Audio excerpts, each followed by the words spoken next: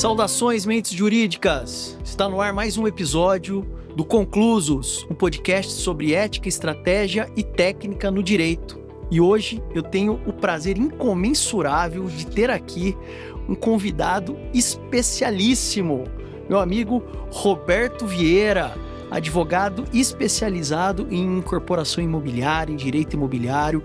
Robertão, seja muito bem-vindo, meu amigo. Um prazer enorme estar aqui com você, Danilo. Na verdade, eu vou até usar uma palavra parecida, é um prazer inenarrável tá participando desse podcast aqui. Vamos bater um papo aí um pouco sobre direito extrajudicial, incorporação imobiliária, direito imobiliário. Vai ser bem bacana. Muito bom. E assim, como eu faço uns episódios, tem um motivo para eu chamar os meus convidados, são meus amigos. E o Roberto, assim como em outros exemplos que eu usei, exemplos que aconteceram comigo, o Roberto foi o profissional que eu consultei para comprar a minha casa. Ganhei uma consultoria, paguei um café da manhã, ganhei uma consultoria. Ganhei um vinho, inclusive. Eu não lembrava. E que tamanha confiança que eu tenho nele, no profissional, na técnica, na pessoa, no caráter. Então, eu tenho certeza que esse podcast vai ser de grande valia para pessoas que querem comprar imóvel, um imóvel de qualidade, um imóvel sem riscos, vender um imóvel e, sobretudo, donos de incorporadoras e de empresas que estão fazendo o seu loteamento, que tem todo um projeto de incorporação imobiliária. E nós vamos tratar sobre isso. Meu amigo, eu quero que você fale, começa falando para nós, como é que você caiu nessa área extremamente específica? Olha, foi há muito tempo atrás. Quando eu participo de alguma coisa que eu tenho que falar quando foi, eu começo a ver o quanto tempo está passando, né? Então, eu trabalho com o extrajudicial imobiliário. Cara, a primeira incorporação imobiliária que eu registrei, eu tinha 15 anos de idade. Hoje eu tô com 42, já faz um certo tempo. Mas eu sempre fui muito puxado pelo meu pai, né? Meu pai é oficial de registro, né? Hoje ele é oficial de registro de títulos e documentos aqui em Campinas, mas ele ficou 32 anos trabalhando em registro de imóveis. E ali eu comecei a gostar dessa linha de trabalhar com o mercado imobiliário, né? Então, quando eu entrei na faculdade, foi até engraçado, porque eu entrei na faculdade já com uma certeza na cabeça, que eu ia ser um advogado que ia trabalhar com direito extrajudicial imobiliário. Nossa, no primeiro ano? No primeiro ano, né? Então, quer dizer, só tinha eu e mais ninguém dentro da faculdade com essa ideia, né? O que, de certa forma, é um oceano azul, né? Você, ao invés de você estar ali degladiando ali com todos os outros que vão para o contencioso, eu sempre foquei muito e me especializei muito na área do extrajudicial imobiliário, tá? Então, eu comecei ali a minha carreira em 2004, é a minha formação. Aí, depois disso, eu fui trabalhar em um escritório. Quando eu estava lá 2, 3 meses, eu vi que tinha uma incorporação imobiliária que ninguém resolvia no escritório. Já estava lá na mesa, já fazia uns 6 meses. Eu falei, dá isso aqui que eu vou resolver. Fui lá e resolvi. Depois disso, o dono do escritório, na época, ficou muito feliz com essa solução, que ele não sabia mais o que fazer com aquele processo, né? O processo extrajudicial muito diferente do contencioso. E às vezes demora muito, porque muito profissional não sabe o que fazer e a coisa vira um imbróglio. Demora por isso. Ele já estava com 6, 7 meses o processo ali na mesa dele, eu resolvi o processo em 20 dias. Então depende muito como você conhece aquele determinado processo, né? E ele ficou muito feliz, aí eu aproveitei aquela deixa e falei, vamos fazer o seguinte, que tal a gente criar essa área aqui no escritório? Mas como funciona isso? Eu fico com 50%, você com 50%. Eu trago os clientes, é uma área que você não tem. E passou aí uns 2, 3 meses, eu já ganhava mais qualquer advogado ali dentro do escritório, por conta dessa área que sempre foi muito pungente, né? Até que chegou uma hora que eu falei, não faz mais sentido, né, eu trabalhar aqui. 50% dele ficou caro.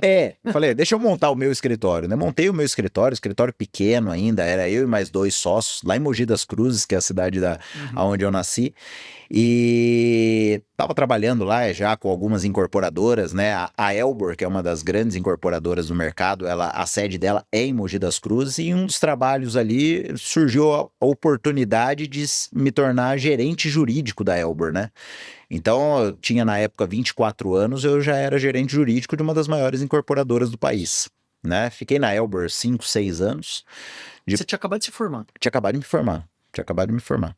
E depois disso eu fui para uma outra grande incorporadora, que é a Gafisa, né? A Gafisa, nessa época, era a terceira maior incorporadora do país também. até que me veio um convite para vir aqui para o Grupo EMS, né? Maior indústria farmacêutica, mas porque eles estavam começando um braço de incorporação, né? Que hoje é a 3E Realty, que antes chamava ACS, né? E ali eu comecei a estruturar também todo esse jurídico imobiliário, né? Passado um certo tempo, eu já meio que cansei desse corporativo, né? E resolvi então tocar a vida, ser dono de escritório de novo, né? Foi aí que a gente montou lá na época o PBSV Advogados, né? E montamos essa área do extrajudicial imobiliário. E de lá para cá eu venho atendendo. Então eu comecei a vida lá atrás, por conta aí do meu pai em cartório. Depois disso eu tive o meu escritório incorporador e agora eu voltei a escritório já faz 11 anos aí que nós estamos atendendo incorporadores, loteadores e construtores nos mais diversos tipos de processo. Cara, você sabe que uma coisa que eu gosto muito é de trazer profissionais para cá, e isso está sendo feito aqui no podcast, que não é conhecimento empírico. Uhum. Aliás, que é conhecimento empírico, que não é conhecimento teórico, é aplicação. Exato. E quem está ali na operação sabe o que funciona e o que não funciona, e a melhor forma de fazer a coisa acontecer, né? Não sei se você pode falar ou não, acho que sim. Eu sei de alguns bons condomínios que vocês trabalharam na incorporação desses condomínios aqui da nossa região. Você pode citar alguns? É que lembrar o nome dos condomínios é bem provável que eu não vá lembrar. Você vai lembrar. Eu vou lembrar das incorporadoras, né? A gente não faz trabalho só em Campinas, né? Hoje a gente atende todo o interior paulista e também o estado de São Paulo como um todo. Sim. Né? Então hoje a gente tem bastante expertise nisso, inclusive meu time lá do escritório hoje, ele não é formado também só por advogados, né? Eu sempre hoje eu tô indo mais para um lado de contratar pessoas que eram de cartório, né? Então eu tenho hoje uma advogada que ficou 4 anos em tabelionato de notas, eu tenho outra advogada que ficou 6 anos em registro de imóveis, eu venho de incorporadora, tenho mais uma advogada que veio também de incorporadora, e tem também, claro, todo o corpo jurídico lá, porque o escritório hoje não faz só o extrajudicial. A gente atende o mercado imobiliário também na parte do contencioso. Então hoje a gente... Mas essas pessoas que vieram do são advogados? São advogados, são advogados. Hoje eu posso dizer que o escritório hoje é como se fosse um full service para o mercado imobiliário. Caramba, que legal. Então a gente tem bastante especialidade no atendimento desse mercado mesmo. Caramba, muito bom. Robertão, e vamos falar um pouco de incorporação. E em algum momento aqui, porque é um assunto extremamente específico, e antes da gente começar a gravação, eu fiquei aqui debatendo com o Roberto quais pontos interessantes a gente poderia tratar, até porque, de fato, é um assunto muito específico, que da área criminal, a única coisa que eu entendo aqui é crime de parcelamento irregular de solo, que a gente até alinhou, que tem algumas perguntas para tratar com ele. Mas eu queria que você me trouxesse em algum momento o exemplo da Encol. A Encol teve algum problema aqui no meio desse caminho que mudou a legislação da incorporação, né? Se quiser falar um pouquinho da história da incorporação imobiliária, enfim, mas só para a gente se situar no tempo e no espaço, e aí depois trazer aqui o processo de incorporação, o que um dono de uma incorporadora, ou alguém que quer se aventurar nesse mercado, o que ele precisa saber, quais são os riscos. Vamos só dividir um pouco, porque o processo de incorporação, ele se confunde, seja o processo que é aquele desde a aquisição do terreno até a entrega, que a incorporadora realiza, como também o processo de incorporação que é o previsto lá no artigo 32 da 4.591 de 64. Então, falando num sentido amplo, o processo de incorporação é aquele onde a incorporadora adquire o terreno, seja através de compra e venda, permuta, uma forma de aquisição de terreno, tá? Adquirido esse terreno, ele faz lá o processo de due diligence, né, que é aquele processo onde a gente analisa todas as certidões inerentes ao imóvel, ao vendedor, ao comprador, enfim, faz toda aquela análise jurídica para saber se existe ali até mesmo algum tipo de processo que vai discutir essa aquisição futura. Vocês pedem certidão de antecedente criminal? Pedimos também, pedimos também. O pessoal saber, porque eu sempre digo para os clientes que muitas vezes a pena não é de prisão, mas só o fato de ter um antecedente criminal, dependendo da condenação, pode gerar até um problema em outras questões, na venda de um imóvel. Sim. ali... Fazer minha propaganda aqui. Não, tá certo. No processo de due diligence mesmo, que a gente visa verificar ali se tem alguma questão envolvendo fraude a credores, fraude à execução, né? Algum processo de execução vigente que o cara tá ali dilapidando patrimônio, Tá. né? Então, se ele estiver dilapidando patrimônio, ali é bem provável que essa sua aquisição lá na frente possa ser discutida.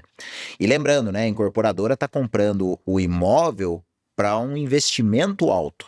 Então eu não posso simplesmente fazer uma análise qualquer, eu tenho que fazer uma análise aprofundada ali do caso. E aí a gente gera uma legal opinion, tudo bonitinho, com todas as certidões que embasaram, para essa tomada de decisão da incorporadora. Então a primeira fase é aquisição do terreno. Comprar. Pode comprar. Ou se comprar arriscado. Ou qual é o risco que ele vai correr aí na aquisição, tá?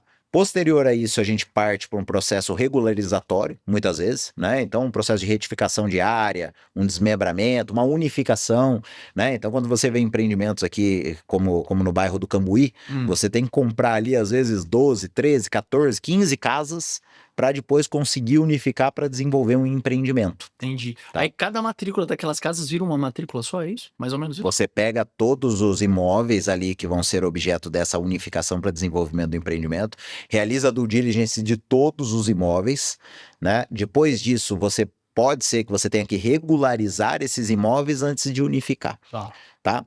Uma vez unificado esse imóvel, você vai para uma terceira fase, que é o processo registral.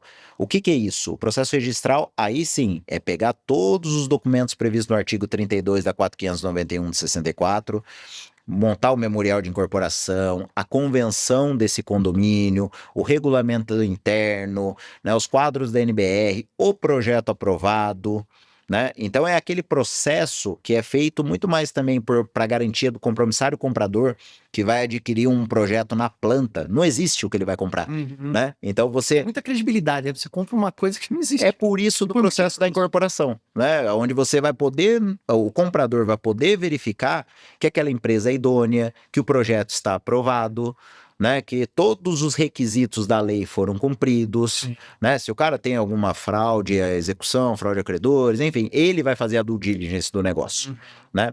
Depois disso, você vai para uma fase aí de obtenção de recurso financeiro por parte da incorporadora. Então ele vai no banco, vai pegar um financiamento bancário, vai iniciar a construção da obra, vai construir todo o empreendimento e no final, com a BITS CND na mão, você vai fazer um outro processo registral, que é a instituição e individualização do condomínio. É aí que eu vou criar a matrícula da unidade que você vai adquirir. Então lá, quando você estava comprando o seu apartamento, a sua casa, você estava com uma matrícula já individualizada. Já tinha passado todo esse processo até aquela hora onde você estava comprando determinado imóvel. Eu lembro que você analisou que a incorporadora...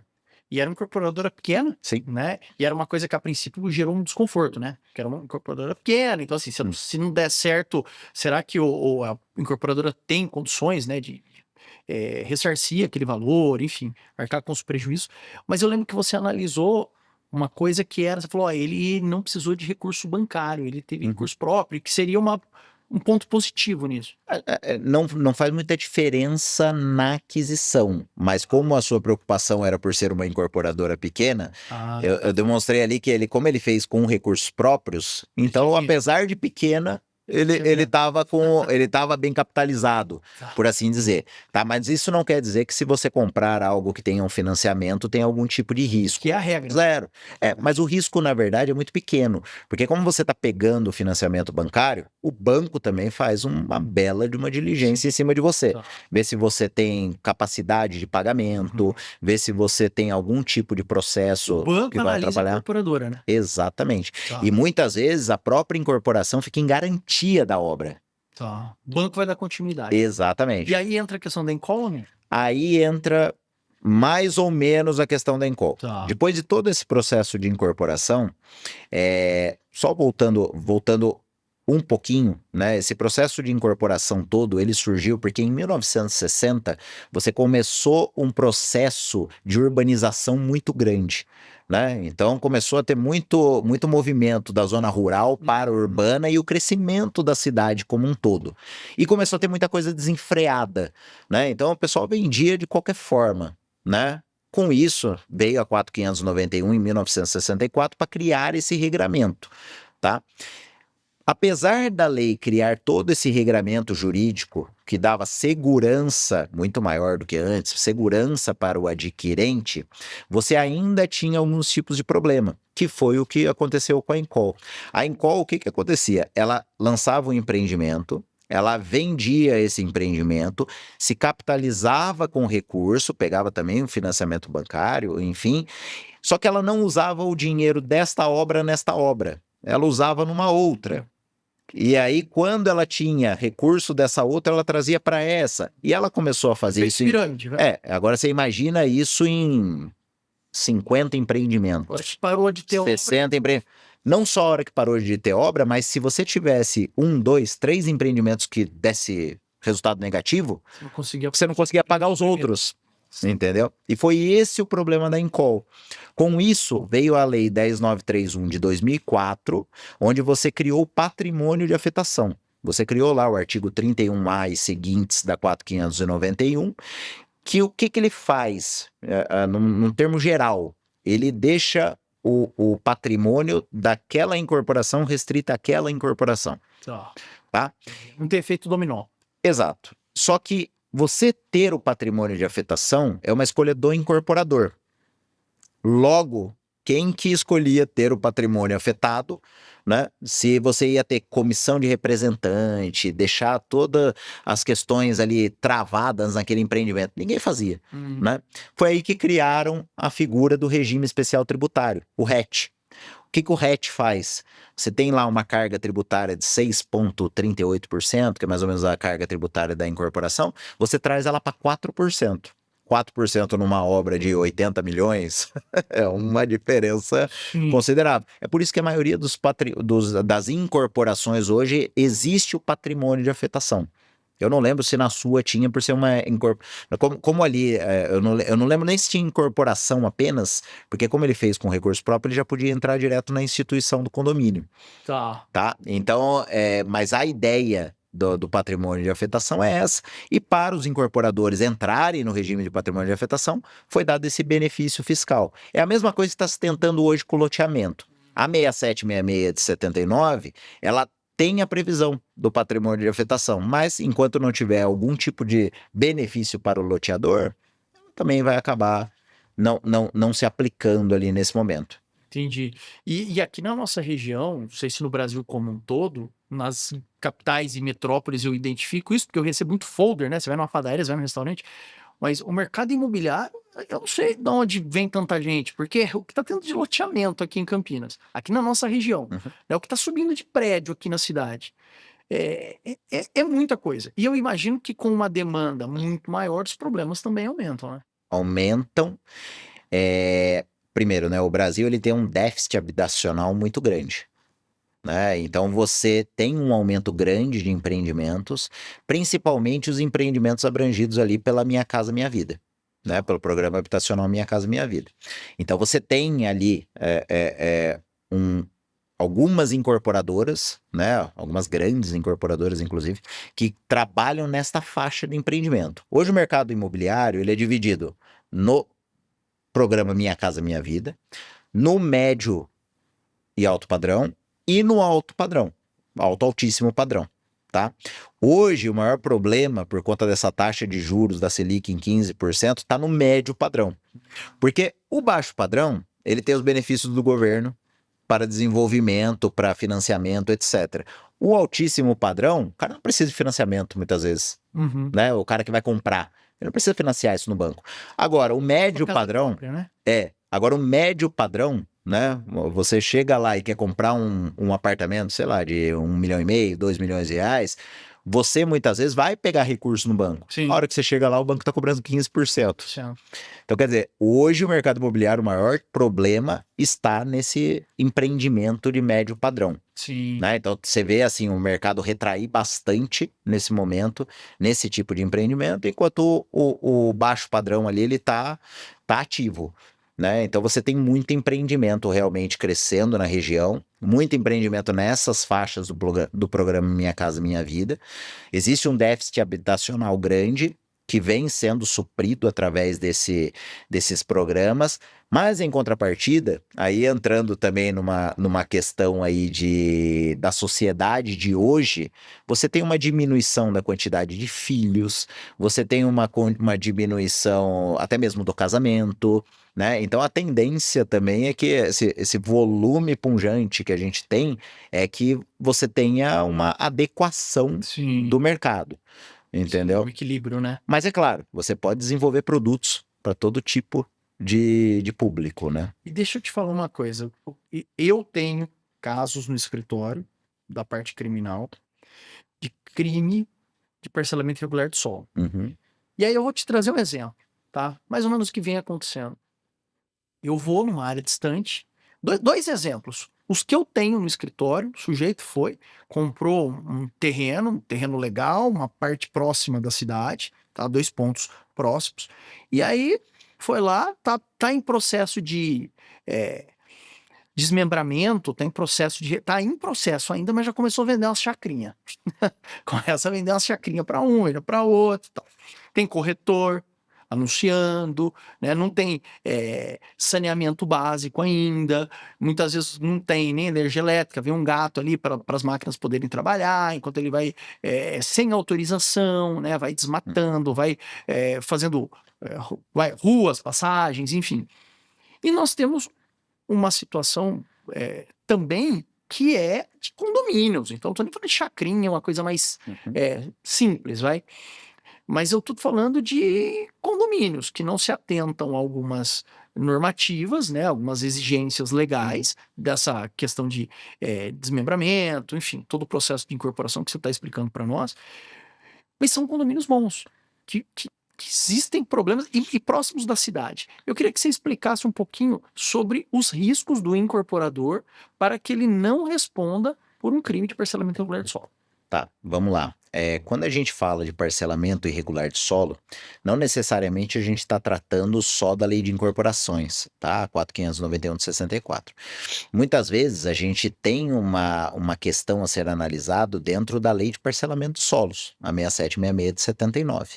Tá? Então, quando você vai transformar uma gleba em lote, e aí sim possibilitar que esse lote seja urbanizado, você faz um processo semelhante ao da incorporação, mas que é o processo de loteamento. Né? Então, você tem diversas aprovações a serem realizadas, processos registrais a serem realizados, até que você tem aquele lote perfeitamente definido. E em cima daquele lote, você pode fazer uma incorporação imobiliária. Tá? Então, quando a gente fala no parcelamento irregular, possivelmente você está tendo uma burla A6766 de 79. Tá? Porque aí é essa transformação da gleba em lote. Tá? Agora, quando você já chega numa incorporação, é bem provável que você não tenha esse tipo de problema, mas sim que o que você pode ter aqui, ao invés de um parcelamento irregular, você pode ter aqui uma desvirtuação da incorporação imobiliária. Tá? O que é isso? Vamos dizer que você chega lá, o cara fala, ó, vou fazer aqui um prédio assim, assim, assado, tal. Não tem incorporação registrada. E ele fala, ó, eu tô vendendo aqui cotas em uma sociedade. Tá? Seja ela uma sociedade, seja ela uma SCP, enfim, tô vendendo cotas aqui. E você vai lá querendo comprar um apartamento e sai comprando uma cota. Né? Isso é um desvirtuamento da 4.591 de 64. Primeiro, você está entrando num contrato de investimento. Você não está protegido pela 4.591 de 64. E também não está protegido por todas as leis que estão ligadas a ela, como a lei do distrato, como a lei do patrimônio de afetação. Então você está comprando uma coisa achando que está adquirindo outra. Né? Isso é uma desvirtuação do processo de incorporação. Né? No Norte e Nordeste você tem muitos casos aí onde são feitas as figuras das associações, né? Então você vem cá, você se associa aqui e lá na frente você vai ter Aqui em Campinas, o meu caso que eu citei de crime de parcelamento irregular de solo é isso. É associação, né? Associação. E aí você vai se associa e tal.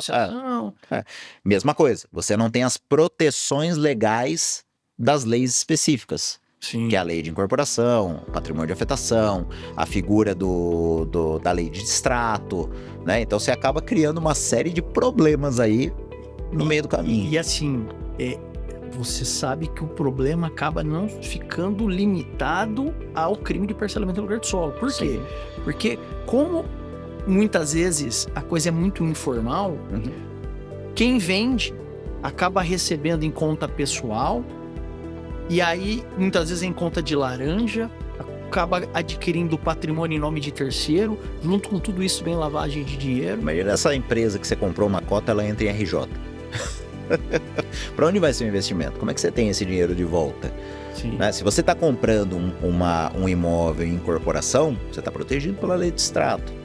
Né? Tem lá os percentuais de retenção ou de devolução integral, enfim, você está protegido com relação a isso. Agora, se você está comprando uma cota numa figura de investimento, você não tem essas proteções.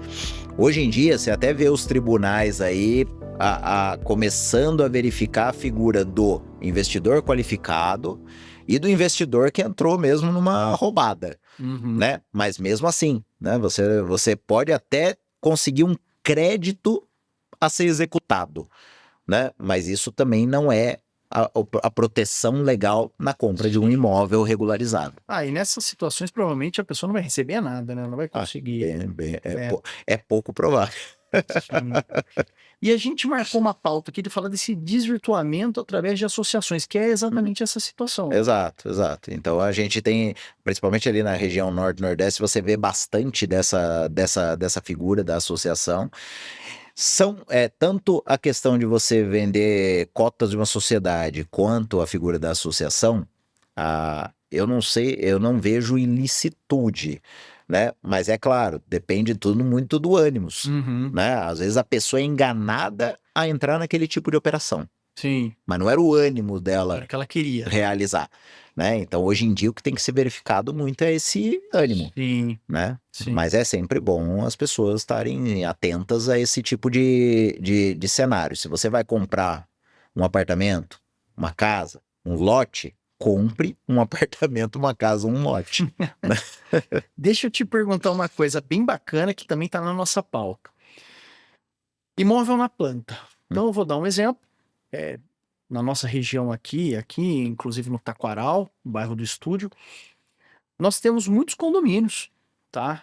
De casas, condomínios de casas geminadas ou semi-geminadas, que você compra esse imóvel na planta e apartamento é mais comum, né? Mas tem muitos condomínios, casas, enfim. Eu vejo que na nossa região casas nesse modelo estão muito na moda. No Taquaral tem bastante. Tem bastante. E o comprador que quer chegar para você e te perguntar, olha, devo ou não devo, quais são os riscos? Quais são as suas orientações para ele não correr o risco? Você já trouxe algumas delas aqui, mas eu vou te perguntar como se fosse uma consulta. O que você diria para ele olhar? O que o seu escritório olharia para aprovar essa compra? Tá. Hoje o atendimento nosso é mais do outro lado da cadeira, né? A gente atende mais as incorporadoras, as loteadoras. Mas, em regra, se você vai comprar um imóvel na planta, você tem que verificar se esse imóvel, primeiro, se ele tem uma incorporação imobiliária registrada. A incorporação imobiliária registrada, ela está previsto na Lei 4.591 de 64, no artigo 32. O artigo 32 traz lá todos os documentos necessários para fins de registro. O oficial de registro de imóveis, ele tem fé pública para analisar aquela documentação. Né? Então ele vai verificar ali se você está apresentando para registro, se a incorporadora está apresentando para registro, projeto aprovado, né? Se todos os documentos estão presentes, se ela está apresentando ali o quadro NBR, se as declarações estão todas apresentadas, o memorial de incorporação, a convenção de condomínio, a minuta da convenção de condomínio. Então, quando você trabalha para a incorporadora, eu produzo toda essa documentação. Facilita a vida. Não, é uma higiene. É lógico. E o cara que vai comprar, o contrário. O que ele tem que analisar é esta documentação. Né? Para você ter uma ideia, ele já analisa agora uma minuta da convenção que ele vai ter ali como a lei dele dentro do condomínio que ele vai comprar. né? Parece besteira, mas nesses 10 anos de incorporadora e mais tantos de escritório, mais de 20 anos na área, algumas coisas são até engraçadas. Você tem que pegar, por exemplo, uma convenção de condomínio, onde você vai ter dentro do empreendimento uma sauna e vai ter que colocar lá que é obrigatório o uso de roupa de banho. Mas se você não coloca, não está obrigatório. E você pode ter uma série de sabores ali, né? O que dá problema num condomínio normalmente? Vaga de garagem, pet. Mas deixa eu te perguntar uma coisa. Se eu comprei na planta, eu participo dessa primeira convenção ou não? Da primeira, da minuta, não. Da primeira, não. Quando você vai comprar, as regras já estão ali estabelecidas pela incorporadora. Depois do condomínio entregue, que é lá depois da instituição do condomínio, aí é possível se fazer uma assembleia e com o quórum previsto na convenção alterar, tá? Os textos, as disposições, o regramento do condomínio. Então, via de regra, é uma convenção geral, né, global, e depois disso você faz as alterações adequando aí o dia a dia, a vida de cada condomínio. Você tem até uma figura interessante na incorporação, que é o super condomínio. O que é esse super condomínio? Hoje em dia você tem condomínios que têm hospitais dentro, shoppings, né? Então você tem o residencial, o comercial, o shopping e mais alguma coisa. Então você tem que regrar toda essa vida desse condomínio como todo, né? E cada vez mais o movimento... É um condomínio só. Então você pega assim, o que as pessoas visam hoje em dia? Morar perto de onde trabalha. Morar num super condomínio, onde você tem a área comercial e residencial juntas, é um puta de um negócio. Verdade, né? Mas convenhamos, você tem lá vou dar um exemplo aqui, você tem lá a vaga de garagem do comercial, tá? Então aquilo ali durante a semana é utilizado. No fim de semana, você concorda comigo que aquelas vagas de garagem ficam lá sem nenhuma utilização? Sim. Você pode regrar que o residencial pode usar aquelas vagas de garagem durante aquele período de fim de semana, que é quando aumenta mais a quantidade de gente no residencial. Então você vai criando a sua forma de vida ali. E como você vai regrando isso? Dentro da figura da convenção de condomínio, né? Então, para quem vai comprar o imóvel na planta, ele tem que, primeiro, verificar se estão presentes todos os requisitos lá do artigo 32 da 4591. Registro da incorporação, tá feita, não tá? Como que tá todo esse processo? E é engraçado, o artigo 32 da 4591, ele trouxe uma discussão bastante grande, que foi o seguinte: antes da lei 14.382/22, qual era a previsão? Vou até ler para você. O incorporador somente poderá negociar sobre unidades autônomas após ter arquivado no cartório de registro de imóveis os seguintes documentos, trazia lá o rol de documentos. Com a 14.382/22, eles mudaram a redação. O incorporador somente poderá alienar ou onerar as frações ideais no terreno, depois lá de cumpridos os requisitos do artigo 32. Então, você concorda comigo? Alienar ou onerar é muito mais restrito do que negociar. Sim. E aí trouxe uma dúvida. Eu posso fazer um termo de compromisso de compra? Antes da 14.382, não podia. Antes não podia? Não, você não pode negociar, né? Então, quer dizer, você não podia negociar. Então, se você não pode negociar, você não podia firmar nenhum termo. Entendeu? Tanto que, se você pegar ali o artigo... Não precisa fazer nada. Então, você pega o artigo 66 da 4591. São contravenções relativas à economia popular. Negociar o incorporador frações reais do terreno sem previamente satisfazer as exigências da lei. Se eu não podia negociar, se eu fizesse, era uma contravenção penal. Né? Aí, quando veio a 14.382, o pessoal falou, opa, liberou o termo. Né? E aí começou a ter toda uma discussão naquela questão da reserva da unidade. Eu posso reservar uma unidade? Não. E até hoje existe muita discussão. A 14.382 ela é de 2022, ela é muito recente, você não tem muito julgado ainda. Né? Um processo judicial aqui no Brasil demora 2 anos, 3 anos. Agora que a gente vai começar a ter algumas decisões pontuais desse caso. Né? Na minha opinião, eu acho que depende. Depende do quê? Quando o comprador for firmar esse termo de reserva, ele vai ter que dar algum dinheiro para essa reserva? Ele vai pagar ali uma comissão de corretagem? Ele vai ter obrigação de comprar? Eu acho que se você disser que não, que vai ser mesmo só uma reserva, mas ele pode desistir a hora que a incorporação estiver registrada, isso, aquilo, outro, tal, tal, tal, pode até ser que o termo seja possível. Agora, a partir do momento que ele tem que dar um sinal, pagar uma comissão de É corretagem. exatamente o que a lei quer evitar, né? Você entendeu? A reserva, onde eu tenho o compromisso de comprar, não é uma reserva, é uma pré-venda. E se eu não posso alienar ou onerar, então eu não posso realizar o termo nesse sentido, né?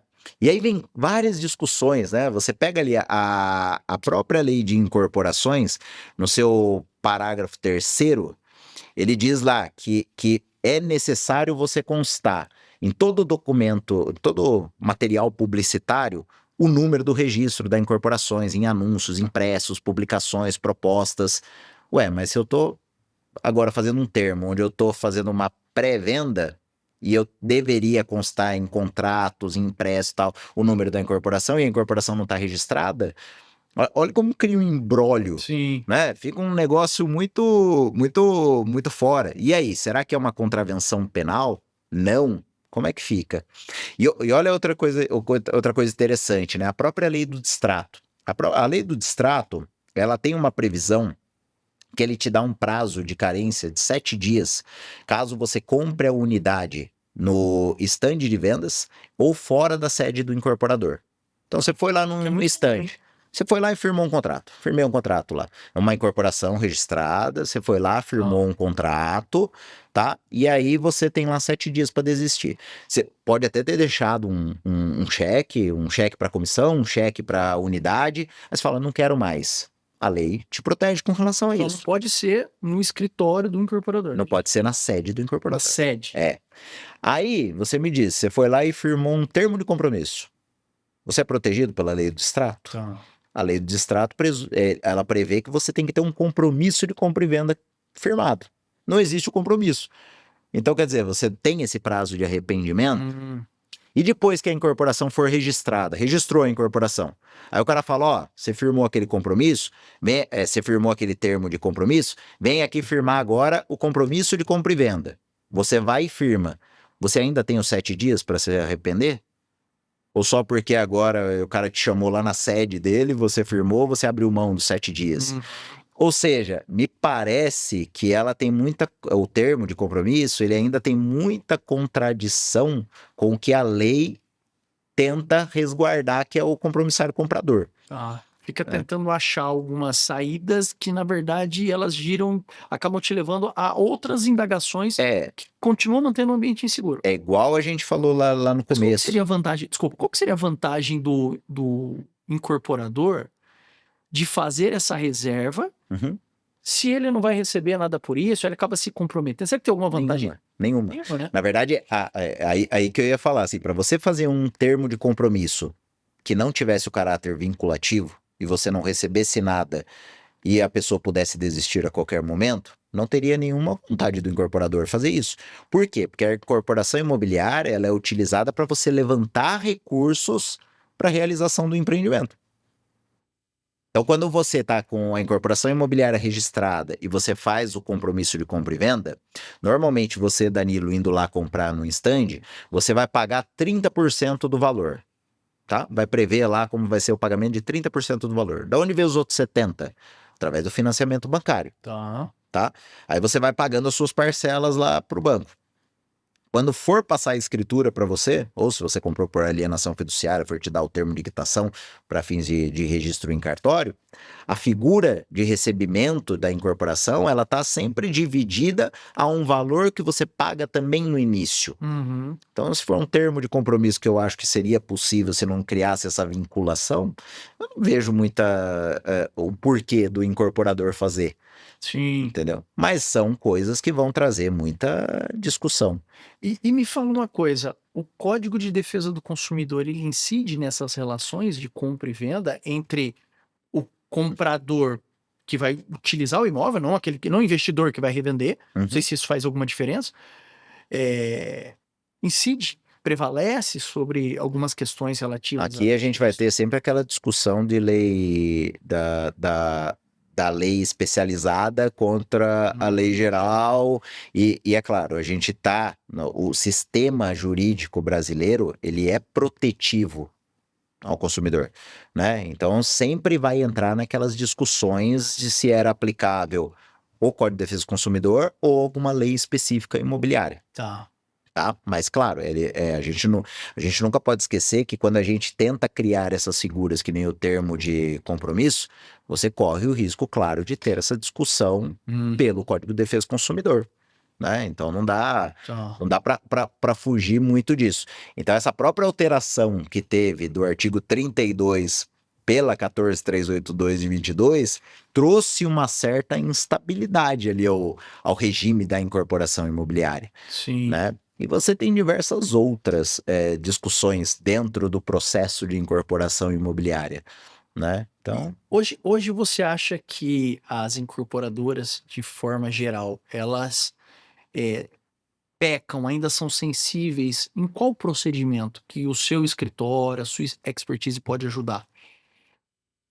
cara, eu diria que em todo o processo de incorporação, num sentido geral, que vai desde a aquisição do imóvel até a entrega para o compromissário comprador, eu acho que um dos processos mais sensíveis e que a incorporadora tem que ter muito cuidado é o processo aquisitivo, né? Então, ali onde você vai adquirir o imóvel, né? Seja ele através de compra e venda, permuta ou qualquer outra coisa, você tem que fazer uma boa diligência jurídica, né? Você tem que estar com um profissional capacitado para fazer uma boa análise daquela compra que você está realizando, né? Sob pena de você ter diversos dissabores dali para frente, que convenhamos, né? Depois que você adquire o imóvel, e eu não estou falando de adquirir o imóvel já passar a escritura, porque pode ser que você não fez um bom processo e a hora que você chega lá no tabelião de notas fazer a escritura, o cara pega alguma coisa e não te deixa comprar, te salvou, né? Mas vamos dizer que você compromissou o imóvel. Você pode ter pago um sinal alto ali para segurar aquele negócio, né? Depois disso, você gastou com todo o processo jurídico de compra do imóvel, etc, etc, etc. E você já pode até já começar a ter gasto, você incorporador, com projeto, né? Com você vai lá, tira a certidão diretriz da prefeitura e começa o desenvolvimento do seu projeto, a fase de aprovação, né? Para só transferir esse imóvel lá na frente, por exemplo. Né? Então você terminou de aprovar tá chegando na hora de aprovar o projeto, você faz a transferência da propriedade para o seu nome. Né? Então você já gastou uma grana considerável. Aí você descobre que tem algum problema na aquisição. Então, é um processo que as incorporadoras, e elas estão, pelo menos as boas incorporadoras, as de maior renome, elas tomam muito cuidado com esse processo aquisitivo, o que é muito legal. Deixa eu te perguntar uma coisa, nesse processo aquisitivo, quando tem algum problema de família, às vezes é herança e tem um inventário que não foi feito, do bisavô, o seu escritório faz isso também? Vocês conseguem identificar, vocês direcionam para alguém? Entendeu a minha pergunta? Entendi. Vocês identificam esse problema. Falou, aqui tem um inventário que não foi feito. Ou vocês pegam esses casos mais lá na frente? Aí depende, né? Se você, como a gente tem lá uma cadeira no escritório que é o extrajudicial, se for algo que a gente consegue resolver pelo extrajudicial, a gente acaba ganhando muito tempo, se comparado com o contencioso. Né? Aí sim a gente pega, faz e resolve a questão no tabelionato de notas tal, e tá tudo certo. Agora, se for algo amigável, né, onde você vai conseguir resolver rápido com os herdeiros, dá para fazer até mesmo pelo contencioso dentro do escritório. Mas você agora, pro seu cliente, você falou, aqui tem um problema aqui. Lógico. A família não resolver, é melhor você não comprar. Sim, agora, se for algo muito complexo, a gente prefere pegar um escritório especializado em direito de família, né? Não tem por que também a gente se aventurar em áreas que também não são da nossa maior expertise. Mas no relatório de diligência jurídica, na Legal Opinion, a gente já coloca todos os riscos da aquisição. Então, só para você entender, a gente faz uma análise completa da matrícula do imóvel, verificando ali se existe algum ônus gravado na matrícula, se é o caso de algum tipo de regularização, se existe de repente um contrato de locação averbado na matrícula. Então, pela matrícula do imóvel, você já consegue pegar boa parte da informação, né? Sim. Até pela lei de concentração de atos na matrícula, os processos deveriam estar nesse documento, né? Então, você poderia, com uma análise da matrícula, ter todas as informações inerentes àquela aquisição. Mas é claro, tem muitas discussões ainda, processos que não são levados à averbação, né? E aí se discute a questão da boa-fé ou não na compra, né? Então, claro, você tem que fazer uma análise da matrícula, mas uma análise também nas certidões de distribuição, cíveis, trabalhistas, né? As questões inerentes às execuções fiscais, né? Então a gente tem que tomar todo o cuidado aqui para que a incorporadora faça uma compra segura do Sim, imóvel, ou uma compra, ou uma permuta, ou qualquer outro tipo de negócio imobiliário. sim, que bacana, cara. Então, Robertão, a gente já tá com 1 hora de podcast. já deu isso aí? E a Meu gente Deus. começa a conversar.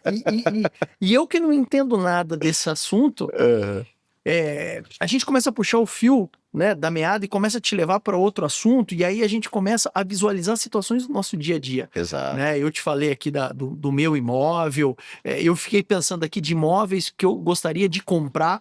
E muito imóvel na planta que a gente recebe no semáforo, vai num restaurante, uma padaria, um folder, né, falando de alguns empreendimentos. E a gente sempre fica naquela dúvida, né?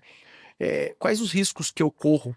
E por trás de tudo isso, é importante que tenha uma assessoria jurídica competente para assessorar aquela incorporadora, para que aquela incorporadora passe credibilidade para o mercado. E a hora que eu comprar, eu falo, não, é dessa incorporadora, eu vou comprar. Exatamente. Faz sentido isso, né? Faz. É a lição que eu aprendi com esse podcast. Faz todo sentido. Eu acho que toda incorporadora que segue esses ritos de uma maneira correta, compra muito bem o imóvel, faz um bom processo de regularização, faz um bom processo de registro, né? Tem um acompanhamento ao longo de todo o processo de incorporação, porque o jurídico, cara, ainda mais tendo feito parte de departamentos jurídicos de incorporadora, a gente está em todas as esferas do processo de incorporação, né? Da compra do terreno até a entrega para o compromissário comprador, a gente entra em tudo, né? Então, tem que analisar um contrato de financiamento bancário, vem para o jurídico. Tem que analisar uma escritura, vem para o jurídico. Tem que tirar certidões da SPE para manter ela em dia, vem para o jurídico. Dono da incorporadora toma uma multa. Vem pro jurídico, né? Multa de trânsito. Não, isso falando do extrajudicial, né? Quando a gente entra, então, no contencioso, aí vem tudo mesmo.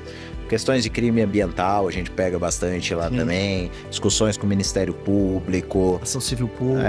Inquérito civil. E atendendo loteamentos também. Às vezes é a área vira APA, uma loucura. Né? A gente sempre tem que ter uma distinção, só para ficar interessante a discussão.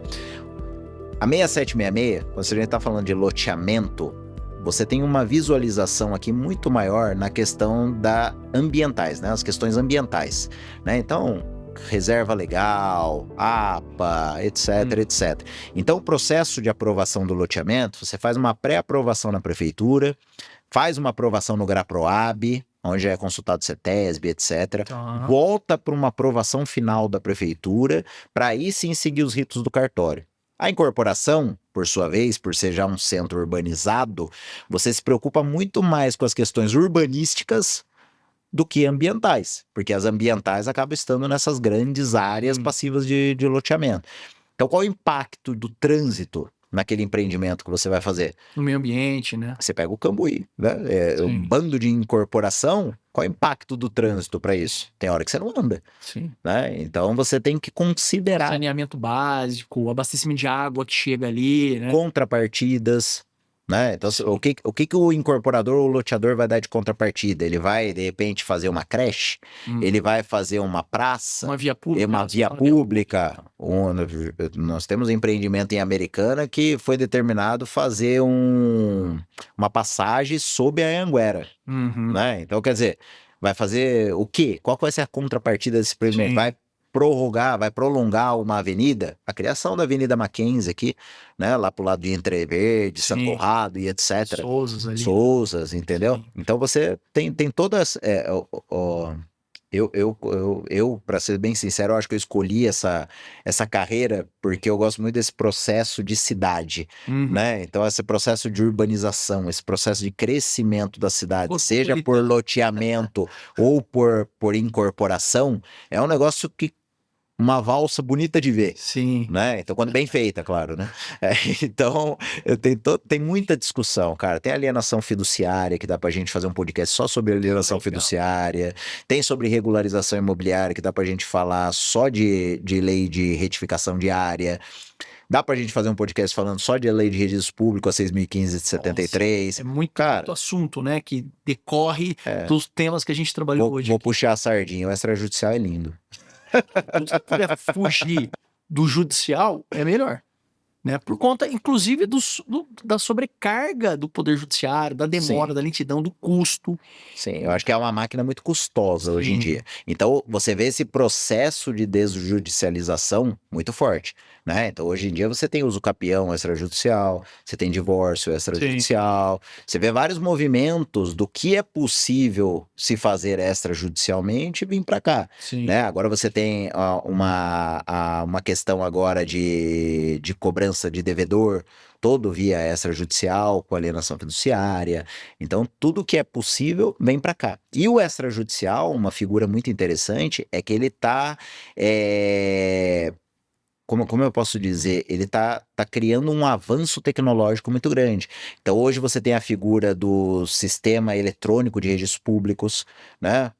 Um registro de incorporação hoje, você consegue fazer ele todo eletrônico. Sim, olha que legal. Hoje eu acesso cartórios do estado inteiro, todo totalmente eletrônico. Antigamente que você tinha aqui em cartório, pedir para tirar uma matrícula, ou antes ainda, quando eu comecei, que era transcrição, levava 5 dias para o cara pegar os livros. Livro de transcrição era um livro de mais de 1,20 m. Abria aquele livro e ia voltando nas páginas escrito à mão. Hoje não, a matrícula já toda digitalizada. Então, o sistema extrajudicial brasileiro, ele tá indo muito na linha do avanço tecnológico, né? E isso tem sido muito legal. Até mesmo no escritório, hoje, eu consigo usar muita tecnologia na minha área, no extrajudicial, né? Então, eu consigo utilizar a inteligência artificial para solicitação de certidões, né? Muitas vezes para fazer algum tipo de leitura de contratos, né? Para pegar ônus em matrícula. Mas, claro, isso não substitui o nosso trabalho. Você pode usar como um apoio, como uma ferramenta, né? Tem muita gente também usando e só faço isso. Não é esse o caminho, né? Ainda, para o jurídico, essa inteligência artificial ainda alucina demais, né? Mas, claro, se você puder utilizar uma inteligência artificial para te dar um norte das coisas, ajuda. Show de bola. Então, a gente consegue hoje utilizar muita tecnologia. Eu consigo hoje, com extrajudicial, ter um time reduzido, utilizar muita tecnologia, ter um processo que ele tem um curto período de tempo e, com isso, trazer uma rentabilidade maior no meu processo. Que bom, cara. Show de bola, Robertão. Quero te agradecer. Imagina. Por ter disponibilizado essa tarde de sexta-feira. Sexta-feira. Me deram água aqui, ó. Sexta-feira à tarde, no próximo é um vinhozinho, pelo menos, hein? Vinhozinho, whiskinho. Temos muito assunto para tratar. Quero te agradecer, cara. Muito obrigado. Um abraço pro Pedrão, seu sócio, querido. Sim. E vocês que nos assistem, se gostaram desse episódio, se conhecem alguém que precisa dessas informações, nos siga no Spotify, no YouTube e compartilhe esse episódio e procure localizar meu amigo Roberto Vieira aqui nas redes sociais. Um grande abraço e até o próximo episódio.